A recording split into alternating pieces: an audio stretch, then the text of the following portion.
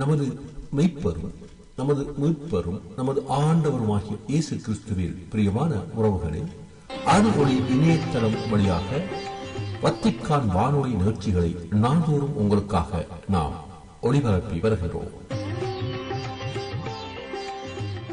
அருள்ஒளி இணையதளத்திற்காக தொகுத்து வழங்குபவர் உங்கள் அன்பிற்கினிய பேசால் தாஸ்.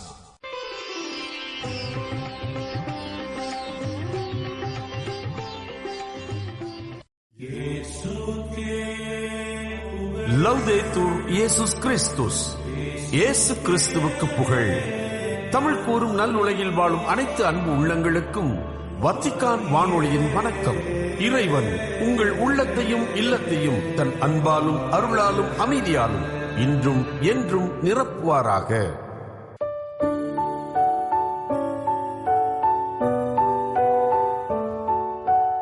அன்பு நேயர்களே, வத்திக்கான் வானொலி இன்று உங்களுக்கு வழங்கவிருப்பவை திரிகடுகம், கிறிஸ்தவ இலக்கியம் மற்றும் செய்திகள்.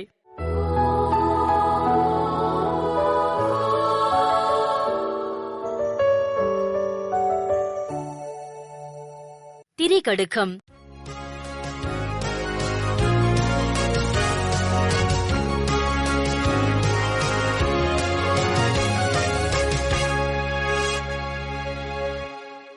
தமிழினிய நெஞ்சங்களே, வணக்கம். திரிகடுகத்தில் பயணம் செய்து கொண்டிருக்கிறோம். இன்று 2ஆம் செய்யுள், மேன்மையுடையோர்கள் கடைப்பிடிக்கின்ற செயல்கள். நல்லாதனார் என்ன செய்யுளை முன்வைக்கிறார்? தன் குணம் குன்றா தகைமையும் தாவில் சீர் இன் குணத்தார் ஏவின செய்தலும் நன்குணர்வின் நான் மறையாளர் வழி செலவும் இம்மூன்றும் மேன்முறையாளர் தொழில். மேன்மை உடையவர்களுடைய தொழில்கள் இவை மூன்றும் என்று சொல்லப்பட்டிருக்கிறது. அவற்றுள் முதன்மையானது ஒழுக்கம். ஒழுக்கம் தான் பிறந்திருக்கிற அந்த குடி, அந்த குடும்பம், அந்த குடும்பத்தினுடைய புகழ், உயர்வு, மேன்மை குன்றாமல் இருப்பதற்கு உதவுகின்ற அந்த ஒழுக்கம் இருக்கிறதே, அந்த ஒழுக்கத்தை ஏற்று வாழ்கின்ற தன்மை, அதுதான் மேன்மையாளர்களுடைய முதன்மையான ஒரு தொழில். தொழில் என்னது? அது செயல் என்கிற ஒரு கருத்தையும் கொண்டு வரும், அது ஒரு குணம் என்கிற தன்மையும் கொண்டு வரும். அதனால்தான் தேவநேய பாவாணர் பரிமேல் அழகருடைய அந்த விளக்கத்தை சாடுவார். எந்த குறளுக்கான விளக்கம்? பிறப்புக்கும் எல்லா உயிர்க்கும் சிறப்பொவ்வா செய்தொழில் வேற்றுமையான் என்று. அப்ப பரிமேல் அழகர் அவருடைய அந்த பிறப்பு தன்மையில் அவர் ஒரு கருத்தை சொல்வார். பாத்தீங்களா, அதாவது பிறப்பால் எல்லாரும் ஒண்ணு அப்படின்னாலும் அவங்கவுங்க செய்யற தொழிலினால் கண்டிப்பாங்க ஏற்றத்தாழ்வு உண்டு என்று ஜாதியத்தை நியாயப்படுத்துவார். ஆனால் தேவநேய பாவாணர் சொல்லார், யார் சொன்னா? அஞ்சுவது அஞ்சாமை பேதமை, அஞ்சுவது அஞ்சல் அறிவார் தொழில். தொழில் என்னது? அது ஒரு பண்பு. ஆக இந்த உயர்ந்த பண்பு உடையவர்கள், தாழ்ந்த பண்பு உடையவர்கள், இதுதான் வேறுபாடு. வேறு பிறப்பால் ஜாதியோ வேறு எந்த வகையான பாகுபாடோ கிடையாது என்பதை மிக வலிமையாக குறிப்பிடுவார். அந்த வகையில் தான் இங்கே நல்லாதனார் தொழில்கள் என்று பயன்படுத்துவது என்பது அவர்கள் ஏற்றிருக்க வேண்டிய பண்புகள். அந்த பண்பு முதன்மையானது ஒழுக்கம். ஒழுக்கம் நன்றிக்கு வித்தாகும் நல்லொழுக்கம், தீயொழுக்கம் என்றும் இடும்பை தரும் என்கிறார் வள்ளுவர். ஆக நல்லொழுக்கம், தீயொழுக்கம், ஒழுக்கம் என்பது ஒரு பொதுவான பெயர் தான். இருப்பினும் நல்லவர்கள் கடைபிடிக்க வேண்டிய அந்த ஒழுக்கத்திற்கு பெயர் நல்லொழுக்கம். இயேசு குறிப்பிடுவார், அதாவது மறைநூல் அறிஞர்கள், பரிசேயர்கள், தலைமை குருக்கள் இவர்களுடைய நெறியை விடவும் உங்கள் நெறி சிறந்திருக்க வேண்டும். அப்படி சிறந்திருக்காவிட்டால் நீங்கள் விண்ணரசுக்கு போக முடியாது. அப்படி என்றால் இந்த நெறி, இந்த ஒழுக்கம் இவை எல்லாமே இங்கு நம்மை இந்த மண்ணகத்தில் மகிழ்வாக வாழ வைக்கின்ற, அதோடு எல்லாரையும் மகிழ்ச்சிக்கு உட்படுத்துகின்ற, இந்த வாழ்வினால் கடவுளையே மகிழ்ச்சிக்கு உட்படுத்தி விண்ணக பேற்றை பெறுவதற்கு உகந்த வாய்ப்பை உருவாக்கி தருகின்ற ஒன்று, அது ஒழுக்கம். ஒழுக்கம், இந்த ஒழுக்கம் இது எல்லாருக்கும் பொது உடைமையானது. இங்கு மாந்தர்கள் எல்லாருமே இந்த ஒழுக்கத்தன்மையோடு வாழ வேண்டும். இங்கு இருக்கின்ற இயற்கை உயிரினங்களும் எல்லா இயற்கை வளங்களும் அந்த ஒழுக்கத்தன்மையோடு இயங்குவதற்கு மாந்தர்கள், பகுத்தறிவு படைத்தவர்கள் உதவ வேண்டும்.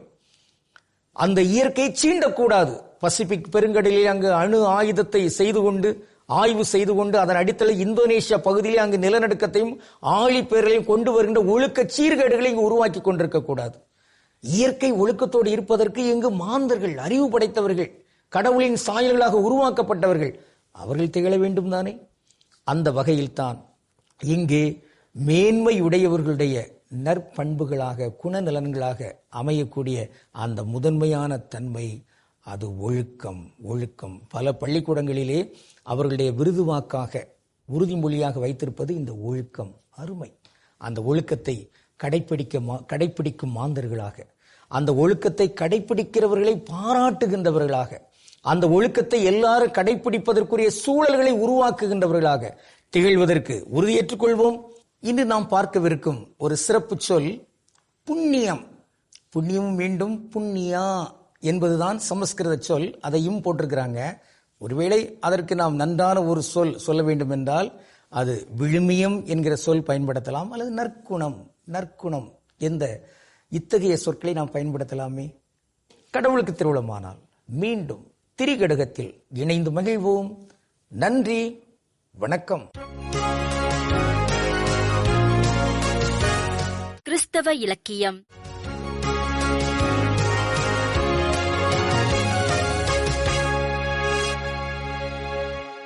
சென்ற உரையில் சூசையப்பரின் மனதில் இருந்த குழப்பங்கள் நீங்கி அவர் இறைவனின் திருவுளத்தை ஏற்றுக்கொண்டதைக் கண்டோம்.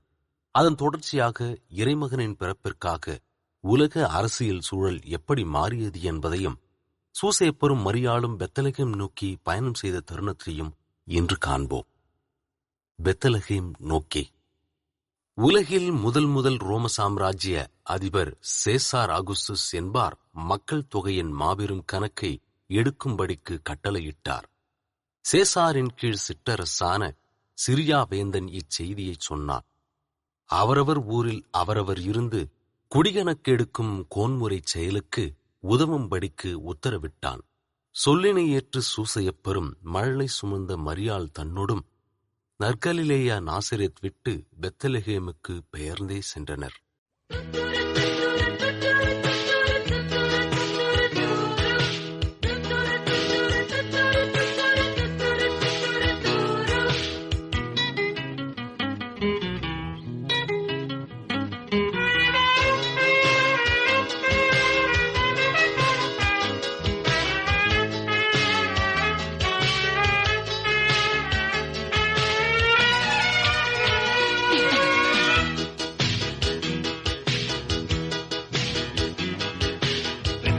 ஊருக்கு சென்றிடுவோம், அந்த பாலனை கண்டிடுவோம். பேரின்பம் அனைத்தும் குழந்தை வடிவில் ஒளிரும் காட்சியை கண்டிடுவோம்.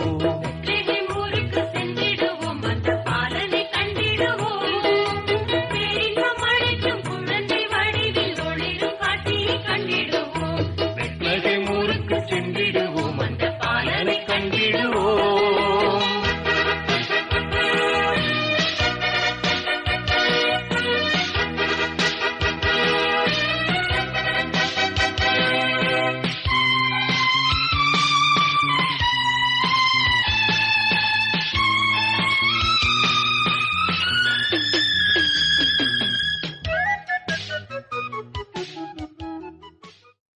அக்காலத்தில் உலகில் முதலாக ரோமாபுரி பேரரசர் அகஸ்துஸ் ராயர் என்பவர் ஒரு மாபெரும் ஆணையை பிறப்பித்தார்.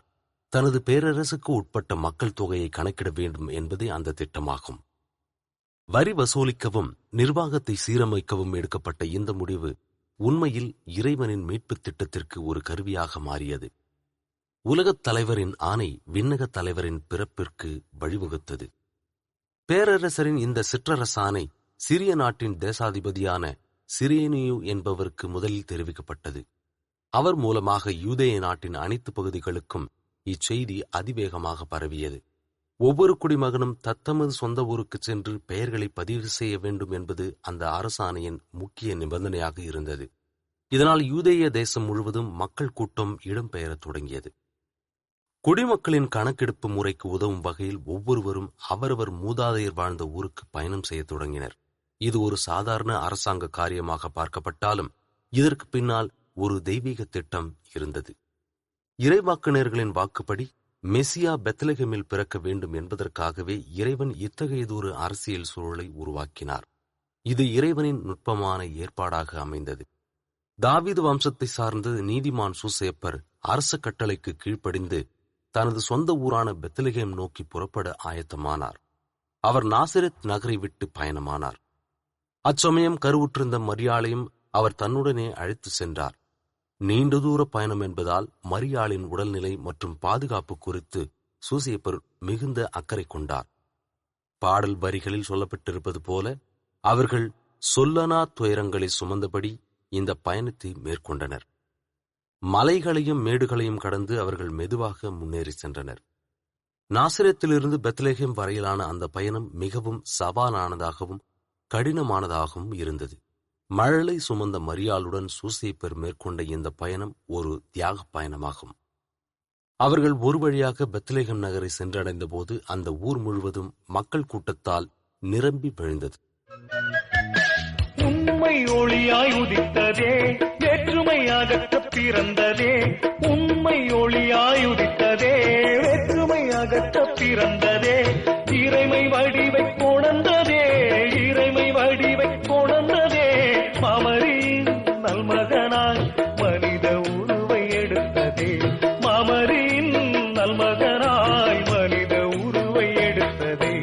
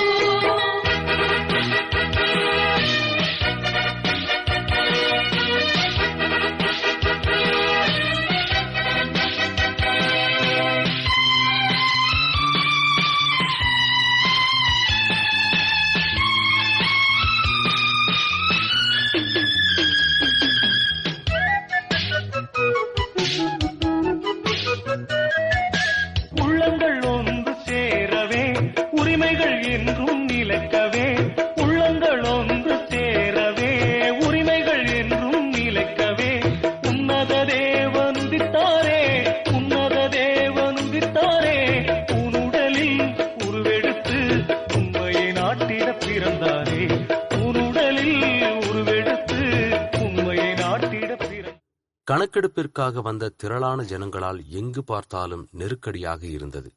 பெத்லகேமில் எங்கு தேடியும் தங்குவதற்கு ஒரு சிறிய இடம் கூட கிடைக்காமல் அந்த தூய குடும்பம் தவித்தது. வசதி படைத்தவர்களுக்கு இடமிருந்த அந்த ஊரில் இந்த எளிய தம்பதியினருக்கு இடமளிக்க எவரும் முன்வரவில்லை. நகரின் அனைத்து சத்திரங்களும் இல்லங்களும் ஏற்கனவே ஆட்களால் நிறைந்திருந்தன. இத்தகைய புறக்கணிப்புகளுக்கு இடையிலும் இறைவனின் திட்டம் பெத்லகேமில் நிறைவேறத் தொடங்கியது. முடிவாக ஒரு பேரரசரின் ஆணை எப்படி ஒரு இறைவாக்கை நிறைவேற்ற உதவியது என்பது வியப்பிற்குரியது. மரியாளின் சம்மதமும் சூசேப்பரின் கீழ்ப்படுதலும் இணைந்து பெத்லகேம் நோக்கிய இந்த புனித பயணத்தை முழுமையடையச் செய்தன.